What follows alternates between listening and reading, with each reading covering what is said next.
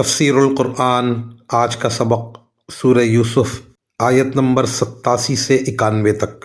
اعوذ باللہ من الشیطان الرجیم، بسم اللہ الرحمن الرحیم۔ یا بنی اذھبوا فتحسسوا من یوسف واخیہ ولا تیأسوا من روح اللہ انہ لا ییأس من روح اللہ الا القوم الکافرون۔ فلما دخلوا علیہ قالوا یا ایہا العزیز مسنا واہلنا الضر وجئنا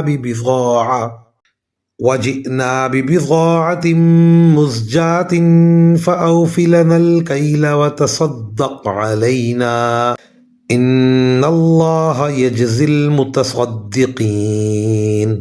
قال هل علمتم ما فعلتم بيوسف وأخيه إذ أنتم جاهلون؟ قالوا أئنك لأنت يوسف؟ قال أنا يوسف وهذا أخي قد من الله علينا إنه من يتق ويصبر فإن الله لا يضيع أجر المحسنين۔ قالوا تالله لقد آثرك الله علينا وإن كنا لخاطئين۔ ترجمہ: میرے بیٹو، جاؤ اور یوسف اور اس کے بھائی کا کچھ سراغ لگاؤ اور اللہ کی رحمت سے نا امید نہ ہو۔ یقین جانو اللہ کی رحمت سے وہی لوگ نا امید ہوتے ہیں جو کافر ہیں۔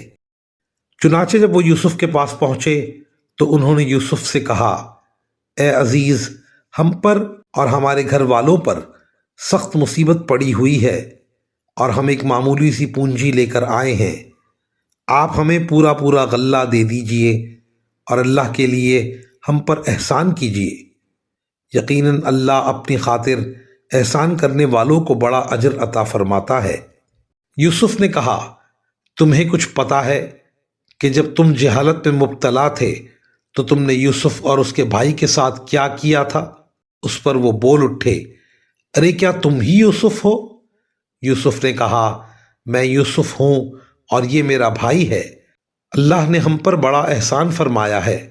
حقیقت یہ ہے کہ جو شخص تقوی اور صبر سے کام لیتا ہے تو اللہ نیکی کرنے والوں کا اجر ضائع نہیں کرتا۔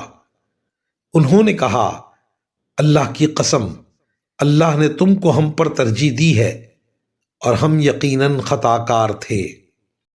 ان آیات کی تفسیر میں مفسرین کرام فرماتے ہیں، چونکہ حضرت یعقوب علیہ السلام کو یقین تھا کہ یوسف علیہ السلام بھی کہیں نہ کہیں زندہ ہیں اور بنیامین گرفتار ہیں، اس لیے انہوں نے کچھ عرصے کے بعد پورے وثوق کے ساتھ حکم دیا کہ جا کر ان دونوں کو تلاش کرو۔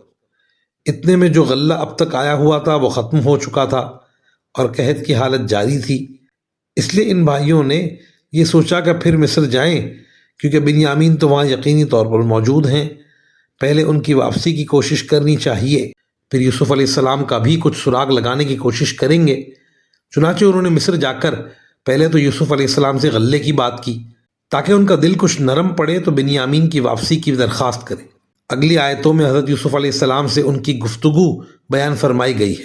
مزید فرمایا کہ اب تک تو وہ حضرت یوسف علیہ السلام کو پہچانتے نہیں تھے، لیکن جب انہوں نے اپنا نام خود لیا تو غور کرنے کے بعد ان لوگوں کو بھی یہ احتمال پیدا ہو گیا کہ یہی یوسف علیہ السلام ہے۔ وآخر دعوانا ان الحمد للہ رب العالمین۔